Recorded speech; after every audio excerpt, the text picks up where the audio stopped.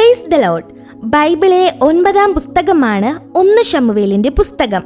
അധ്യായങ്ങൾ 31, വാക്യങ്ങൾ 810, ചോദ്യങ്ങൾ 157, പ്രവചനപരമായ വാക്യങ്ങൾ 51, ദൈവത്തിൽ നിന്നുള്ള പ്രത്യേക ദൂതുകൾ 29, വാഗ്ദാനങ്ങൾ 4, ആജ്ഞകൾ 117, മുന്നറിയിപ്പുകൾ 57.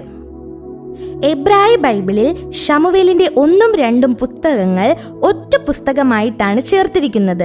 ന്യായാധിപന്മാരുടെ ഭരണകാലശേഷം രാജവാഴ്ച ആരംഭിക്കുന്ന പരിവർത്തന ഘട്ടത്തെയാണ് ശമൂവേലിന്റെ 1ആം പുസ്തകം ചൂണ്ടിക്കാണിക്കുന്നത്.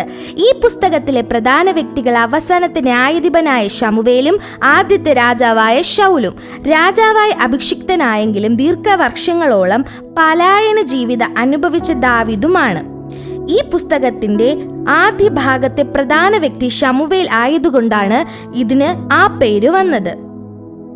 ഈ പുസ്തകത്തിലെ പ്രാധാന്യം: ക്രിസ്തീയ ബാലകന്മാർക്ക് വളരെയേറെ സുപരിചിതരായ കഥാപാത്രങ്ങളാണ് ശമൂവേൽ ബാലനും ദാവീദും ഗോലിയാത്തും തമ്മിലുള്ള പോരാട്ടവും. പ്രസ്തുത കഥാപാത്രങ്ങളെ ഹൃദയവർജകമായ നിലയിൽ ഈ ചരിത്ര ഗ്രന്ഥത്തിൽ അനാവരണം ചെയ്തിരിക്കുന്നു. ഈ പുസ്തകത്തിലെ എഴുത്തുകാരൻ ശമൂവേലാണ്. തൽമൂദിൽ അധിഷ്ഠിതമായ യഹൂദ പാരമ്പര്യമനുസരിച്ച് ഈ ഗ്രന്ഥത്തിന്റെ എഴുത്തുകാരൻ ശമൂവേലാണ്. യഹൂദന്മാരുടെ പൂർവ്വകാലം മുതൽ ആചരിച്ചു വന്ന പാരമ്പര്യ സമുച്ചയമാണ് തൽമൂദ്. 1 ശമൂവേൽ 25:1 ശമൂവേലിന്റെ മരണം രേഖപ്പെടുത്തിയിരിക്കുന്നതിനാൽ 25 മുതൽ 31 വരെയുള്ള 7 അധ്യായങ്ങൾ നാഥാൻ പ്രവാചകനും ദർശകനായ ഗാദും ചേർന്ന് എഴുതിയിട്ടുള്ളതാണ് എന്ന് വിശ്വസിക്കുന്നു. 2 ശമൂവേൽ മുഴുവനും അവർ തന്നെ എഴുതിയതുമാണ്. പ്രത്യേകമായ നിലയിൽ 3 പരിവർത്തന കാലഘട്ടങ്ങൾ ഈ പുസ്തകത്തിലുണ്ട്. അവ ഏലിയിൽ നിന്ന് ശമൂവേലിലേക്കും, ശമൂവേലിൽ നിന്ന് ശൗലിലേക്കും, ശൗലിൽ നിന്ന് ദാവീദിലേക്കുമാണ്. ഇസ്രായേലിലെ 1ാമത്തെ രാജാവായ ശൗലിന്റെ ദുഃഖപര്യവസായിയായ അന്ത്യത്തോടെയാണ് ഈ പുസ്തകം അവസാനിക്കുന്നത്.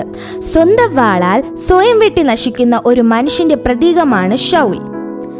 ഈ പുസ്തകത്തിന്റെ ലക്ഷ്യം ഇസ്രായേലിലെ അവസാനത്തെ ന്യായാധിപനായ ശമൂവേലിന്റെ ജീവചരിത്രവും 1ാമത്തെ രാജാവായ ശൗലിന്റെ വാഴ്ചയും താഴ്ചയും, ദാവീദിന്റെ തിരഞ്ഞെടുപ്പും പാലായന ജീവിതവും രേഖപ്പെടുത്തുക. ഈ പുസ്തകം എഴുതിയ കാലം BC 1050-നും 1030-നും മധ്യേ.